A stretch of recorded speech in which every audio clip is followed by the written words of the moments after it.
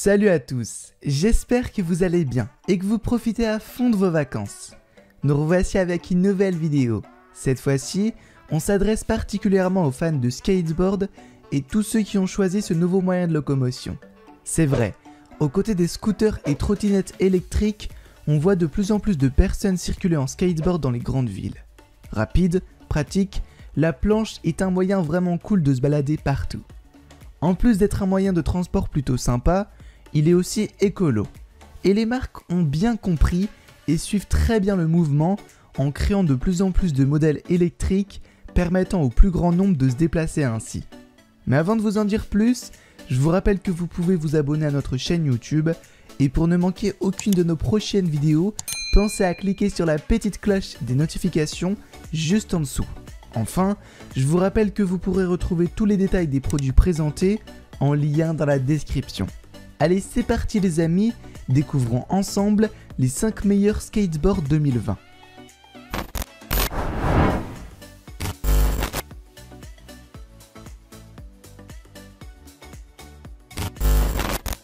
Razor présente son tout dernier modèle et franchement on n'est pas déçu. Le Razoir X arrive avec son moteur de 125 watts, capable d'atteindre la vitesse maximale de 16 km/h. Pas de quoi se faire flasher, mais bien suffisant pour se déplacer tranquillement.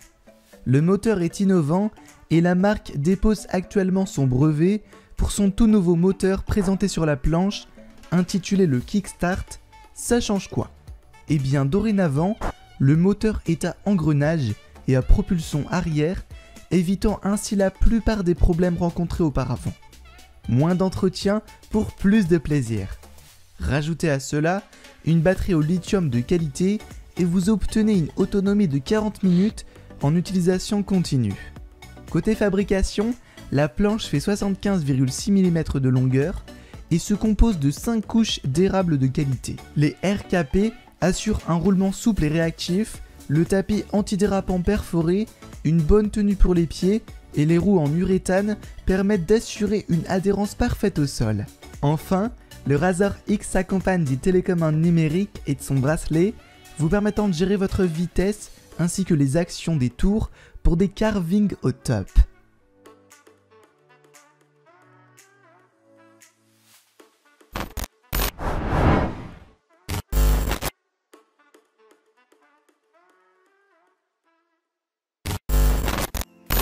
Si vous pensiez que le Razor X valait la peine, attendez de voir la planche V3 de la marque Mipo.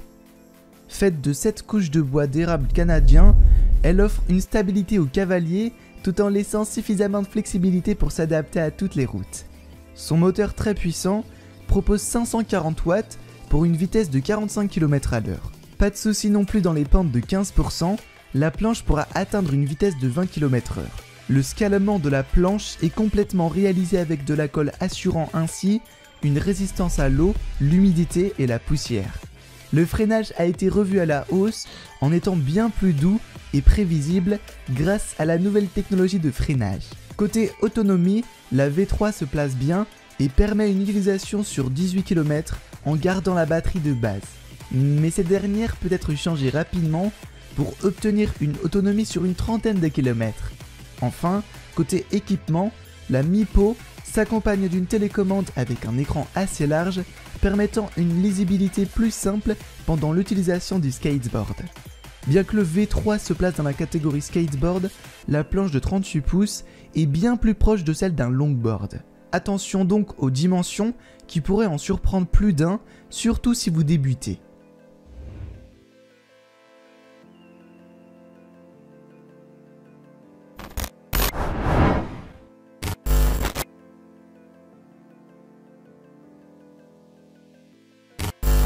On quitte le monde des planches à 4 roues quelques instants pour faire découvrir la One Wheel. Sortie des brillants cerveaux de la marque Future Motion, la planche se munit d'un simple gros pneu type karting. Se ridant comme une planche de snow, elle est parfaite pour les débutants et les expérimentés. Nous vous présentons les deux produits tout simplement car les seuls changements entre les deux est la motorisation et le gabarit. La pin plus fine et légère avec ses 10 petits kilos permet de se déplacer partout à moins de 18 km de chez vous, alors que sa grande sœur, la XR, élargit vos horizons avec ses 30 km d'autonomie, mais pèse presque 15 kg. Pour recharger votre Pint ou votre XR, comptez 110 minutes. Le moteur ainsi que la batterie sont tous deux très fins et discrets et se glissent discrètement sous la planche. D'une puissance de 750 watts, la planche atteint les 30 km/h sans difficulté. On apprécie le design assez industriel qui lui donne un petit look de rebelle. Les One Wheel sont toutes deux faites d'une structure métallisée, d'une planche en bois d'érable de qualité, amenant la souplesse nécessaire et de 2 patchs antidérapants pour éviter les éventuelles glissades. L'un des gros avantages de cette planche hors du commun est la recharge du moteur dans les descentes et les freinages, permettant de gagner quelques pourcentages de batterie. Toujours pratique. Des petites LED intelligentes sont incrustées à l'avant et à l'arrière de la planche, illuminant la route lorsque la nuit tombe. Le bouton on-off est quant à lui scellé avec un joint de caoutchouc, assurant ainsi l'imperméabilité de la planche pour la poussière mais ne la rendant pas waterproof pour autant. Enfin, les One Wheel ne disposent pas de télécommande mais d'une connexion Bluetooth permettant de se connecter directement à votre smartphone via une application gratuite disponible sur iOS et Android. Une application bien pensée permettant à l'utilisateur de naviguer entre 3 modes de ride, débutant, tout-terrain et cruise, mais aussi en indiquant le nombre de kilomètres parcourus depuis l'achat.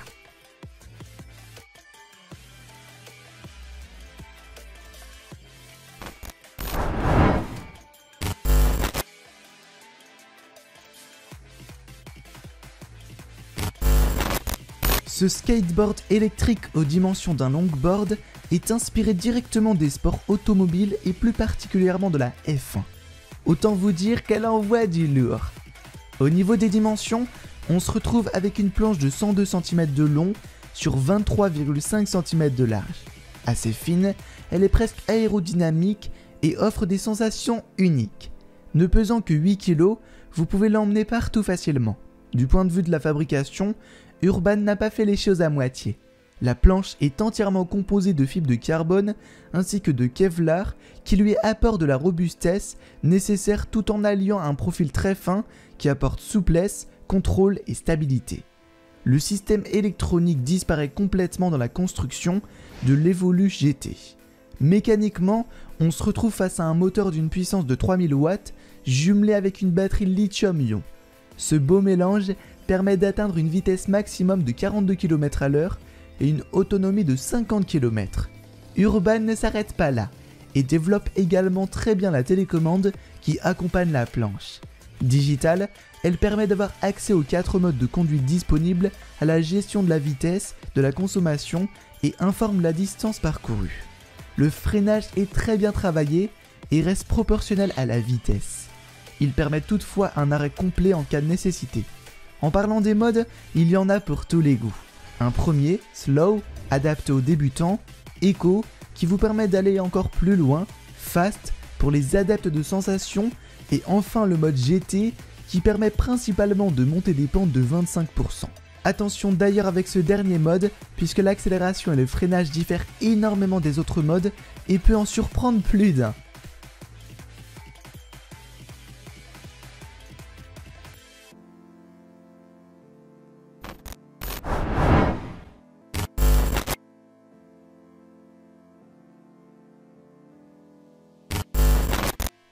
Notre dernier candidat nous vient tout droit de la marque Blizzard.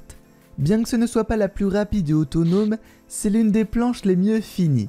Composée de 2 couches de bois de bambou, enfermant 7 autres couches de bois d'érable, elle apporte flexibilité et robustesse à son utilisateur. Côté dimension, on reste dans les normes, avec une longueur de 96 cm, des roues de 90 mm et un poids de 5,8 kg.